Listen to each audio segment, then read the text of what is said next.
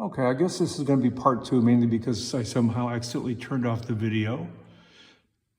I was going through the west room of the San Geronimo Valley Community Center in my retrospective of my old comic days. For my retirement party, we put this thing up. And this is a drawing of the Three Stooges. I hope that's obvious. Done for a book that never happened. I think the estate somehow didn't work things out with the author, and this was published along with an interview with Mo Howard of the Three Stooges in a magazine later. But these things, many things fall through, like this one as well. Nosferatu, was that? London After Midnight, Lon Chaney's senior there, and then of course Bela Lugosi.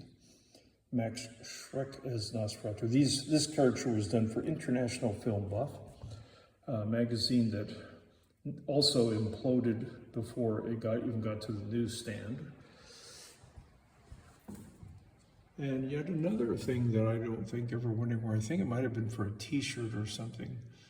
Molly was sort of insistent I put this up. I had mixed feelings about it. Kind of wacky, but I don't know. And then an oldie, this is a Star Wars era caricature of Jerry Brown when he was governor. And Star Wars had just come out, and this was for a book called Jerry Brown Illustrated. This I really like, all the crazy detail I went to. And where are we going next? Around the bend, you get to look at cartoon character with concrete meeting. This again is white ink on a blackened area of paper, which I really enjoyed doing this kind of approach back then. Now we have to go way over here. Look at my younger version of me, a sketch that I did. This is about the era that I was doing a lot of these comics. This is actually 1980s, so it's kind of late in that cycle, but appropriate enough. Now I have to go way over here past the grand piano for some political material. Caricature of Gerald Ford, once upon a time president of the United States. That was for City magazine, which was published for a few minutes by Francis Ford Coppola. He lost a lot of money on this very extravagant magazine. It was weekly and really a cool magazine, but that was one caricature I did there. And my CIA button, published by Kitchen Sink out in Wisconsin. Little color button when it was done. When was that? 76. Gerald was 75. This is an illustration that was done for the San Francisco Bay Guardian about the Federal Trade Commission. And this, I didn't find the original, but I decided to put up this little flyer because wanted to put up something from the Loonies, which was a group we all used to go to every month.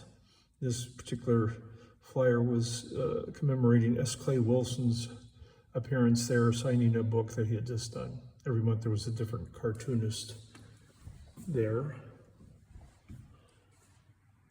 Android Sisters, a great vocal group, days gone by. And that was a drawing I did for their promotional materials. Let's see, Marguerite, Cynthia, I believe, and Julie, I think were their names. I think that's, I'm going to try for the last names right now. Really did great vocals.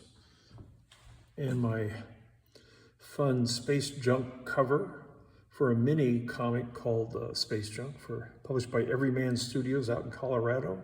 This was published in color. And I just, again, like all my crazy lettering, all that work with the white ink and my crazy aliens, I was pretty much into that at the time, looks like. A drawing that's, I call What the Hell, which sounds about right. Done in India ink wash, diluted India ink. And a little bit of, yes, nice technique, I think. A drawing that was done for a project that by the time I got it done, the guy again disappeared. A bunch of animals playing poker.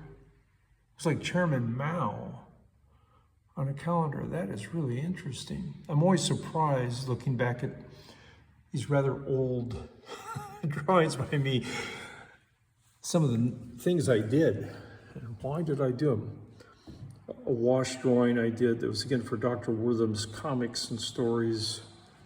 Very kind of perverse, evil Mr. Bug here. All again done in gray wash, India ink. From 1977. My cover for Cascade Comics Monthly, the first issue. This was again initially published in color for that, featuring my swipe on a character called Mr. Coffee Nerves from an advertising campaign back in the 40s. I re-employed him here.